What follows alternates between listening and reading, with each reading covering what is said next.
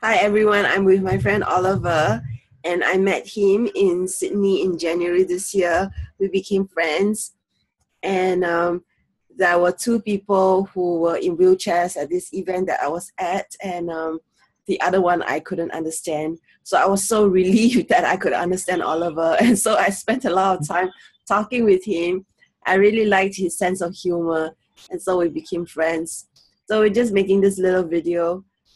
Actually, we decided to just catch up, and I love his laugh, so I'm going to do another video of us doing laughter together. But then I thought since we're here, we could do a little video talking and updating each other about our love and sex life. So Oliver, would you like to share what's been happening with you?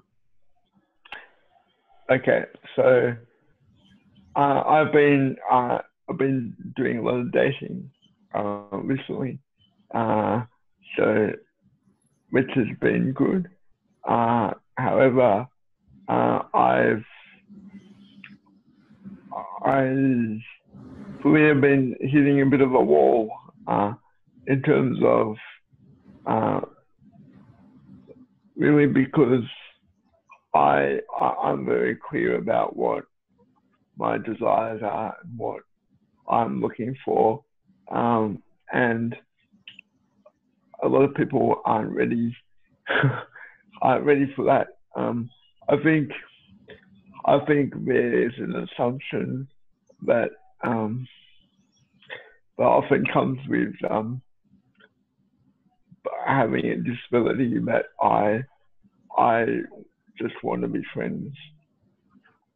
And this is something that I've faced quite often, because I feel often that people with disabilities are non-sexualized. So there's an idea that sex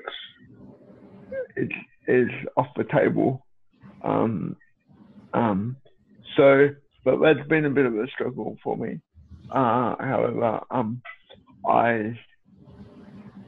I look at it as a long game, as a long-term game, and I'm very patient, and and I also I feel like it's also a numbers game. So I'm dating a lot, and I'm meeting a whole lot of new people. So I'm just I'm just working really hard at it. Yeah, I feel that it is a numbers game, and it's just like anything in life. When we experience something, if we can take the time to reflect on what we got out of the experience rather than just going through the motions of doing it. So I found that as I date people, I would reflect, oh, I like this about this person. And we can actually keep that quality into our energy field of what we want. So each time we date someone, we get clearer and clearer about what we like and what we don't like. And I think what has happened for me is we don't believe that we can get all the things that we want in a person. And finally, recently, I found this person. So I'm very curious, like, where do you meet people? Is it from your work, or is it from the conscious events that I know you go to? Like, where do you meet these people that you date lately? So the last few dates I've been on have been from the conscious events that I've been to, and yeah, I've dated for many years, and from all types of people, and I felt like more recently the events that I'm going to now have the type of people that I'm most interested in, and they're people that really are able to look beyond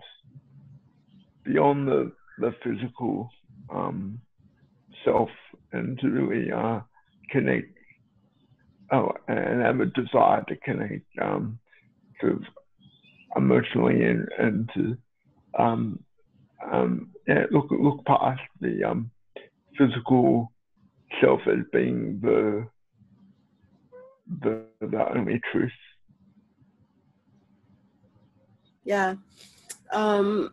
I don't know whether I told you this, probably did. When I was growing up, I was bullied because I was plump. I had a lot of acne, and I had bad hair. I was wearing glasses. I had all kinds of this kind of disasters. I was bullied growing up, based on my looks, and told myself at the age of 10, really, that I would never date someone, or never make friends, or never be with people just based on the way they look. And so I don't really care about looks when it comes to dating. And I think because of that belief, that looks is just one part of who we are, I have always been more interested in what is inside a person rather than what they are on the outside. And so I don't really look at people I date also in terms of the way they look. Yeah, that's just me. Mm-hmm. Yeah, I mean, I think I mean, like, even myself, I mean, I think I've been brought up in such a way, and conditioned in, particularly in sort of the culture that we live in now, where we place a lot of emphasis on looks, and on sort of other things, like, how much money we earn, and all the kind of this stuff, which really isn't very important. But even myself, I've been brought up in such a way that whether consciously or subconsciously, those things have been told that they're important. Where it's only really in the last 5 to 10 years that I've realised that that's completely wrong, and that's not the way it is at all. And I really have found that people that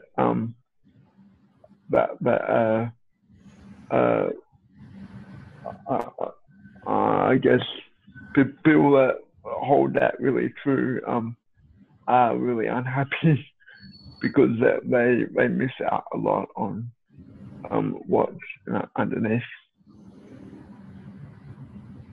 Yeah, agree.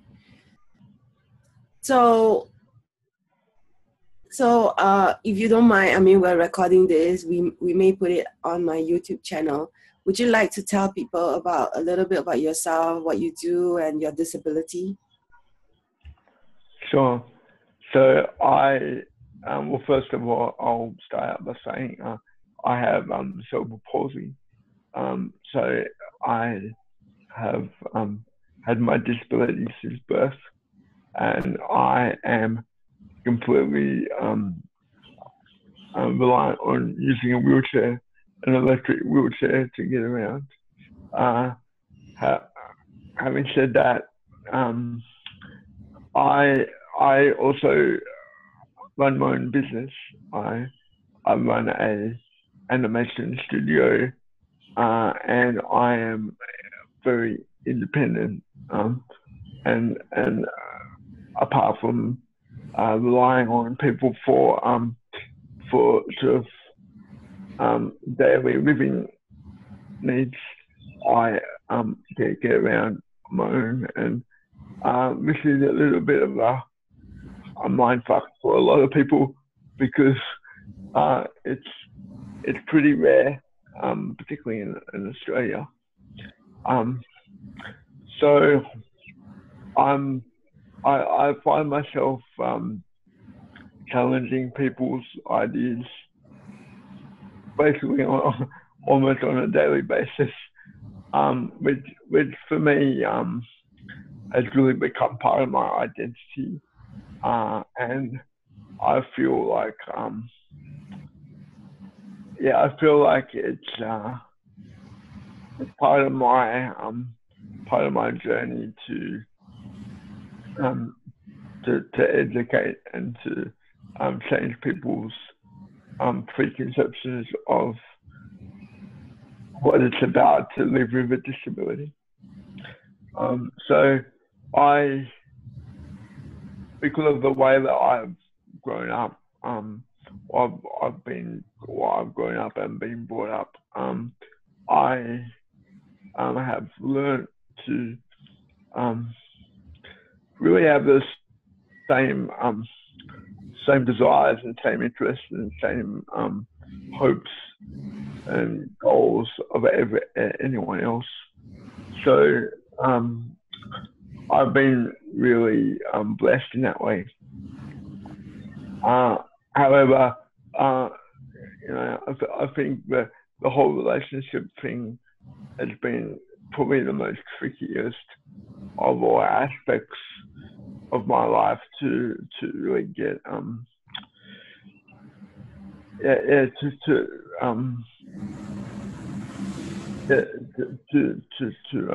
nail.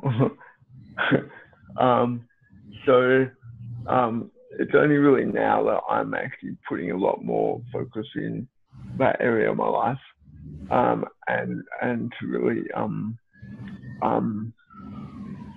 and to really work out what it is that I need to do to have more abundance in that area of my life. And I'm finding recently that once again I think my calling is to educate people about the fact that people with disabilities have the same desire and want for relationship and sex and intimacy as everyone else. Yeah, thanks for sharing. So just to catch up with you and also for listeners, viewers out there. Okay, we're still thinking whether we want to do this video and put it online. We're just recording it for now. So as you guys know, I'm a sexologist. I've been twice married or twice divorced. I have no kids, and for a long time, there's a lot of shame around the fact that I'm a sexologist and yet twice divorced. So I've kept my private life really low key, and with some selected clients, I do tell them about that I'm twice divorced, and because of my personal journey. And struggles with relationships. I have done a lot of work on myself. I have always had a very positive attitude around sex and became a sexologist, but I needed to learn and understand more about relationships. And when I broke up with my second husband, I had hives for 10 months, followed by depression for a year. And then I started to date again, and of course I had a lot of issues around my confidence, and it's a long story why things didn't work out with my two husbands, and maybe one day I'll talk about it, but anyway, so I started to date, and I feel that I have finally met the guy that I want to have a baby with and have a family with. That's awesome. Yeah. So we went on 2 dates, and when he was here in Singapore, he works in IT and he travels a lot for work. So when he was in Singapore, we met on an online dating app, and the moment we connected, I told him I'm not looking for hookups, I'm looking for a relationship, and he said he was too, and so I said fine, we can go on a date. So we went on 2 dates while he was here, and then we continued to message and speak for about a month. And then he came to Bali with me. I had already booked this ticket. So I was in Bali last week. I just came back from Bali last night. So we were together for a week.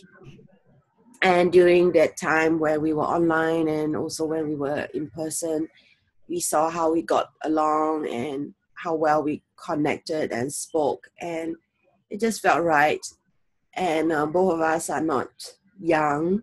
I'm 41 this year. And so we decided to try for a baby now. We pretty much are planning to get married.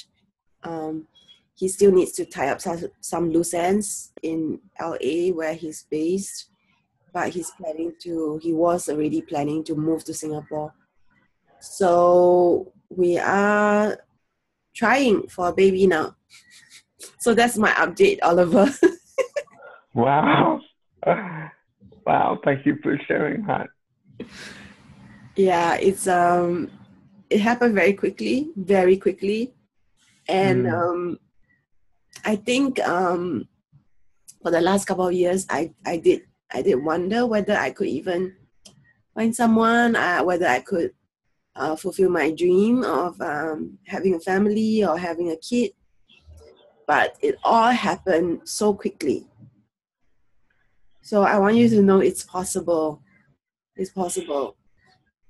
And I know one of my friends we know would say, "Oh yeah, Martha, you just try with any guy," but it's not true. I felt that they have to have the right combinations of what I was looking for, and what happened was the clearer I was about who I was and what I wanted.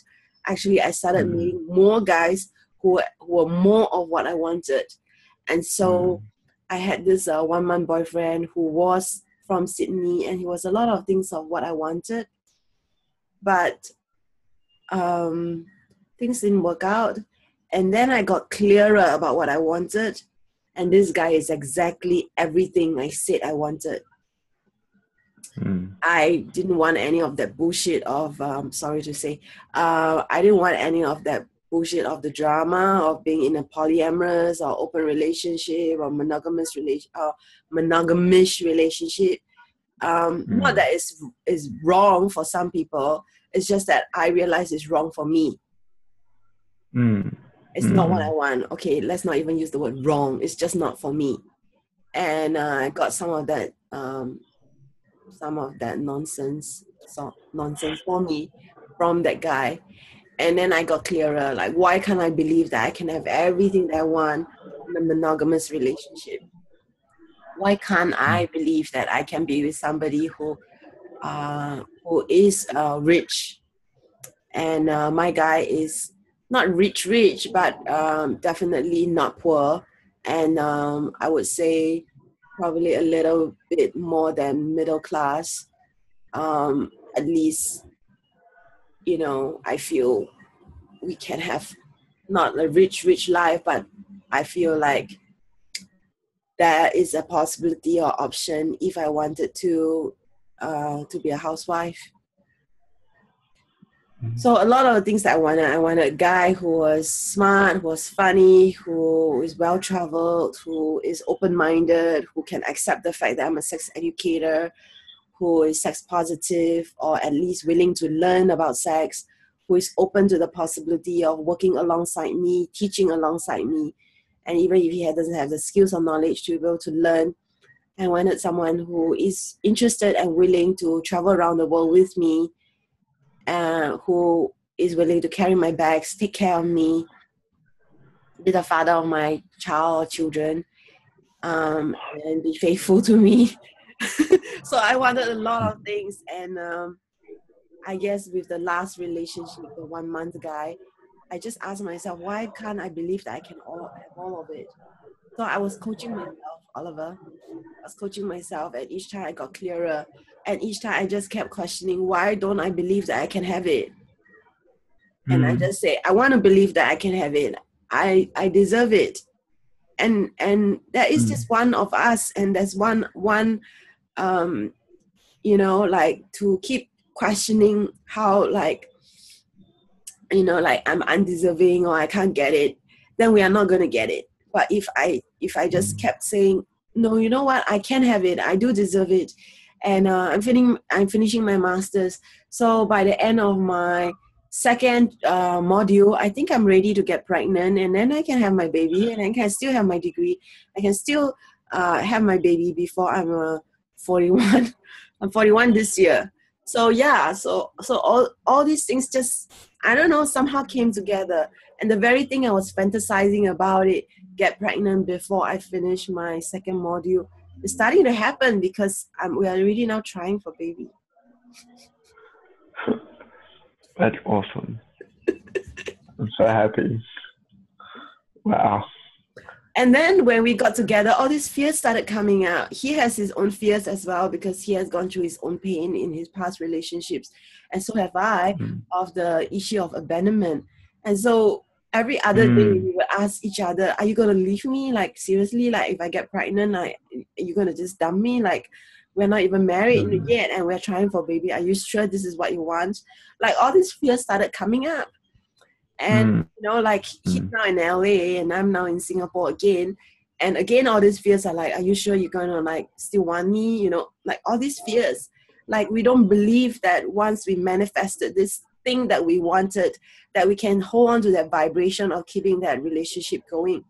So I'm still constantly going through the process of letting go of my own fears so that I can have that happiness that I've always dreamed of.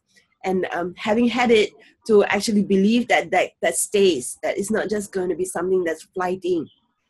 And both of us are going through that like settling into this relationship. Yeah, I mean, fear is such a powerful thing, and it can really screw in my mind as well, particularly around fear of rejection.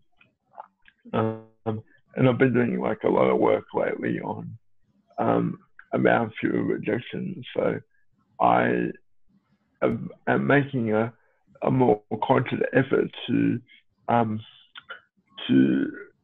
like in everyday life, just to be able to ask questions of people where it's more than likely the answer is going to be no, but I'm learning to hear no and trying to turn it more into a bit more of a positive thing, because I know that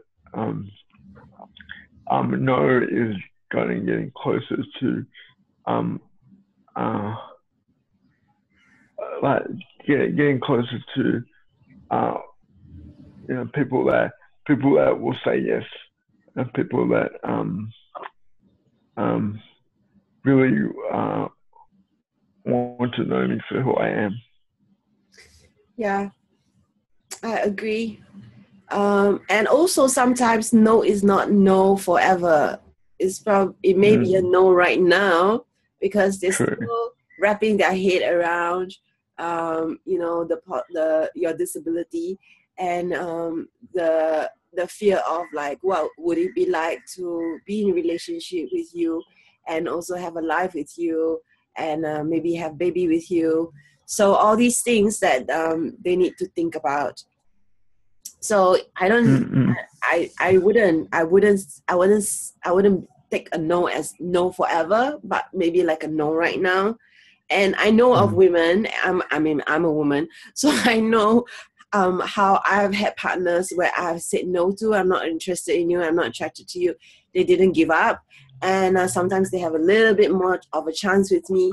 And I mean, my first husband certainly did that, where he really literally barged himself into my life. He was like very insistent and he wouldn't give up.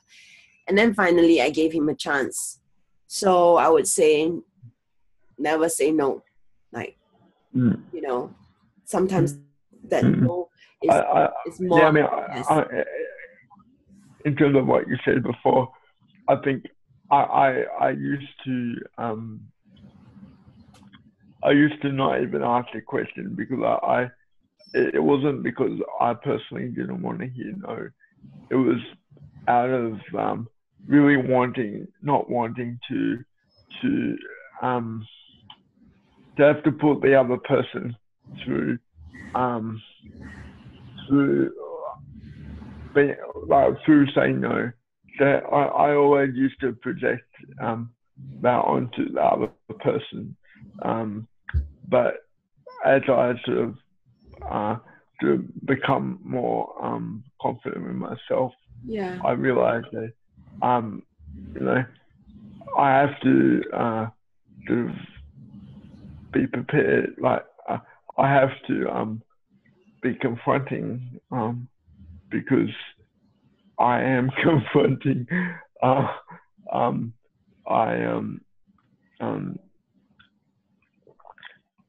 think it's important for me to embrace that I am quite unique and quite yeah. I'm gonna throw up a lot of questions for people, and rather than just stay under the radar and never get any of my own needs met, I need to be prepared to challenge people. Yeah, it's a big one when you project things onto people, and it's not even their reality, and if you don't ask for what you want, you might never get it. So those are really big ones that you have to deal with, and I feel it's a bit like chipping away at the the rock, until it comes apart, chip away.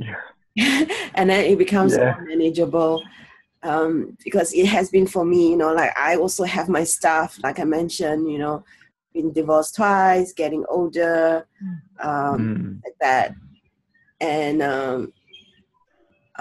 having to be so-called dating with people in the same dating pool who are in their 20s. Yeah, it's interesting because I mean, I've been really good at that in other areas of my life, like in terms of like slowly changing people's attitudes, and having people slowly understand my reality. Yeah. I think it's different with when talking about sex, because sex feels more immediate. It's like, well, I want sex now. Why won't you give it to me? God damn it, So I think it's been much tougher for me to come to that understanding around sex and relationship. I feel it's just an extension of who you are and what you've been doing. You don't need to separate the two. First, you need to educate people, which you are already doing. So you need to be comfortable with educating your future partner on your needs, wants, desires. And it's not just the mental, it's also the physical aspects of how you guys can be sexual together and have a life together. So it's a little bit like a sales pitch. And also if you build it up to like really scary, like it would be really scary. But if you make it like, kind of like a no big deal, and like other people have dealt with it, like I've dated and I've had sexual partners, and you need to basically educate. So the same way you'll be educating your friends and your I don't know, your staff, your family, you need to start educating people who are prospective partners as well. And the more you practice this, the better you get. Totally. I mean, I had a 6-week relationship last year, and it was completely effortless, and there was really very little education involved. So I mean, it does prove to me that it is possible, and that for the right person, it can be effortless. Yeah. So now you have that experience of that 6-week person. Then yeah, you told me about it before. So what you do is you anchor that into your reality, you know, instead of beating yourself up and like going into all these negative thoughts, or nobody wants me, like I'm a piece of shit, all these things. Like, let go of that. You're not a piece of shit. You're my friend. First of all, I wouldn't want to be a piece of shit. And the next thing is the next thing is, you know, you're successful, you have your own business, you have a beautiful apartment, you're funny, and you have all these amazing qualities, and you're a catch. You need to start telling yourself these things. And then you have that 6-week experience also, to say, yeah, you know, I'm perfectly capable of having a relationship once I get over my own fears and insecurities and projections. And start asking, you know, and put it out there. Okay, so I think we need to end this little chat. There are other things I want to tell you later. So how can people contact you if they're interested to get to know you, Oliver, and date you? Martha will give you my contact details. Wait, I don't want to be your hustler. So if we put it online, how do you want people to contact you? I'm not sure I want my contact details on YouTube. Okay, fine. Let's not put it on YouTube, but there are stalkers, you know. So what kind of a person are you looking for? Okay. I'm looking for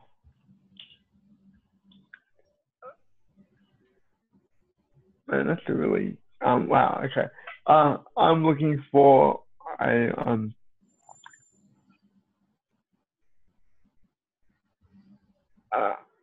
a loving, caring person that's very comfortable in their own skin, and very lively, and probably extroverted. Yeah, and very capable of taking the initiative. Oliver, that's like probably a lot of people. Do you have an age, a race, a nationality? Okay. So I'm looking for someone possibly in their late 20s, early 30s, and I am looking for race. Race doesn't matter to me.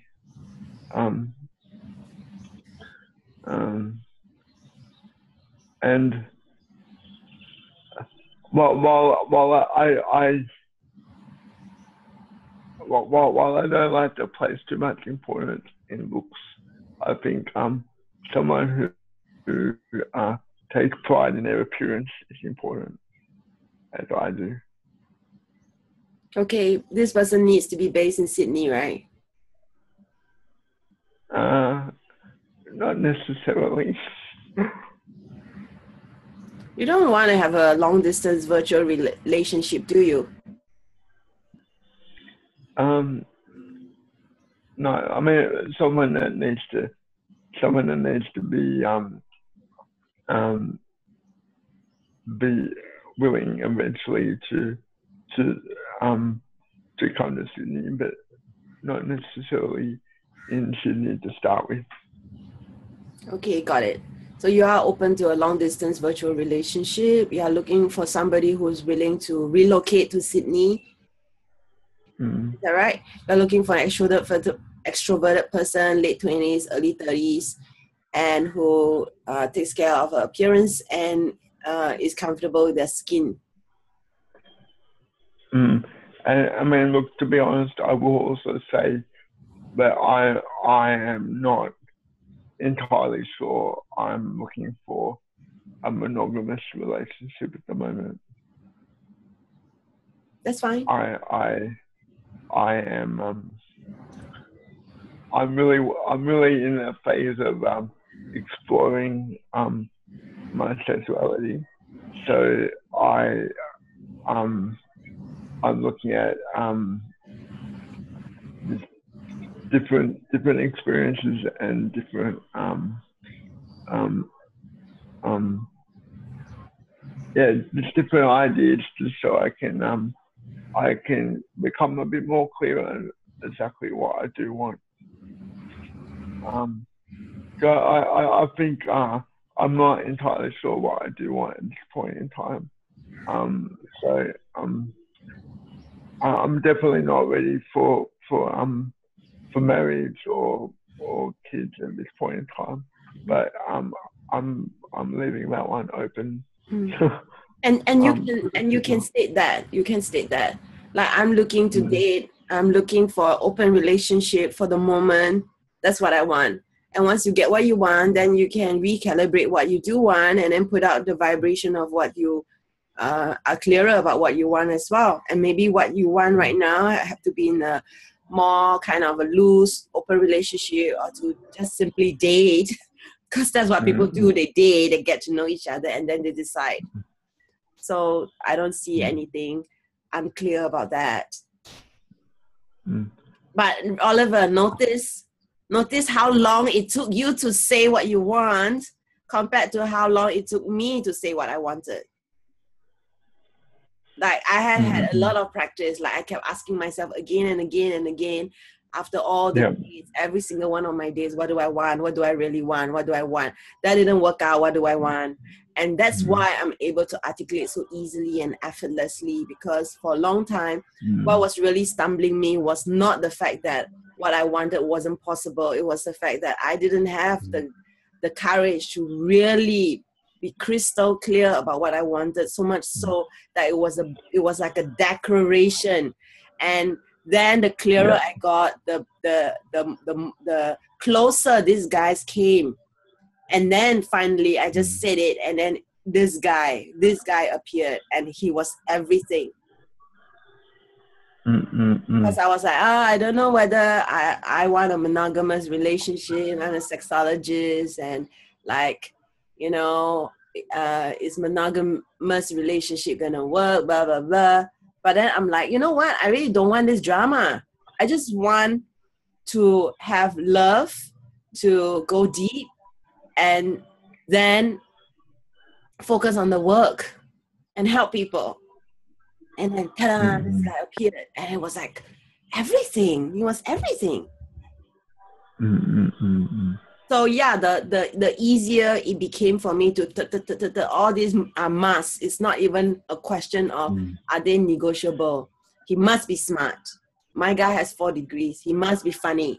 He must be spiritual. Like, he was all that immediately. I was getting lots of spiritual guys starting to appear in my life. For a long time, I didn't think it was possible to have all these things plus spiritual. I started getting spiritual easily then. Then I was like, you know what? I want monogamous. I want rich. I want well-traveled. I want willing to carry my bags, willing to work alongside me, teach with me, blah, blah, blah, blah. And then this guy was everything. Yeah. So believe it, Oliver. I will. Okay, let's end this video. I love you. I love you, Martha. So yeah, let's do another video. Okay, so let's end this one. Okay, bye everyone. In this video. Oliver, say bye. Oh, bye-bye. See you.